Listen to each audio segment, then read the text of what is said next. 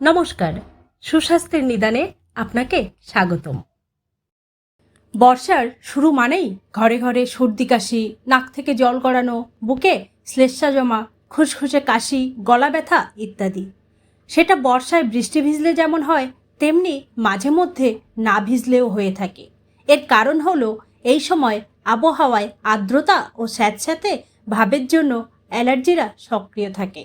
তাই শরীরের সামান্য প্রতিরোধ ক্ষমতায় ঢিলেমি দেখলেই আক্রমণ শানায়।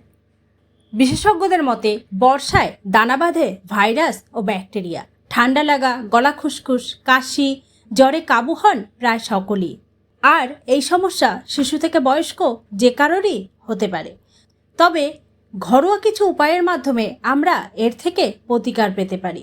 দেখে নিন সেগুলো কি কি। 1. আদা। 1 টেবিল চামচ আদা কুচি 1 গ্লাস জলে মেশান। এবার এটি ঢাকনা দিয়ে ঢেকে 5 থেকে 10 মিনিট ফুটিয়ে নিন। ঠান্ডা হলে এতে সামান্য মধু দিয়ে দিন। দিনে অন্তত 3 বার এই পানীয়টি পান করুন। এছাড়া 1 চা চামচ আদা কুচি, গোলমরিচের গুঁড়ো এবং লবঙ্গের গুঁড়ো দুধ বা মধুর সঙ্গে মিশিয়ে মিশ্রণটি দিনে 3 বার পান করুন।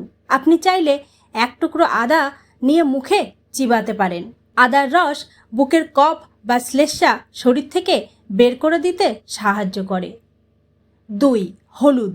হলুদে থাকা কারকিউমিন নামক উপাদান বুক থেকে কফ, শ্লেষ্মা দূর করে বুকে ব্যথা, শ্বাসকষ্ট দ্রুত কমিয়ে দেয়।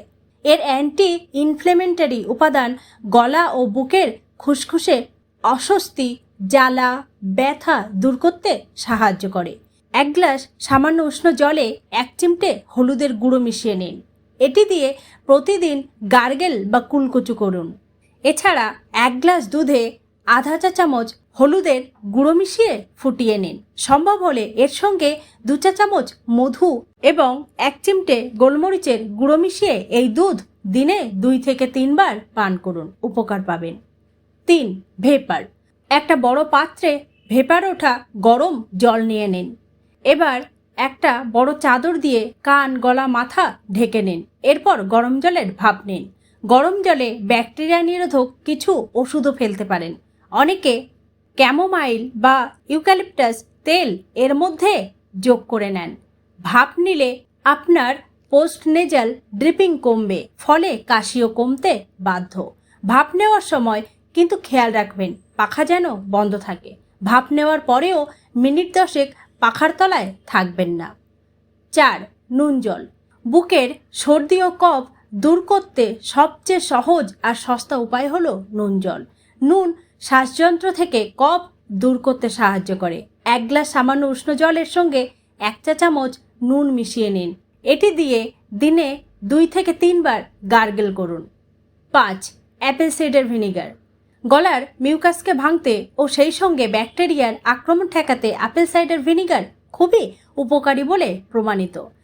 সর্দি কাশির সমস্যা থাকলে প্রতিদিন ঈষদুষ্ণ জলে 2 চামচ অ্যাপেল সাইডার ভিনিগার যোগ করে খালি পেটে খান।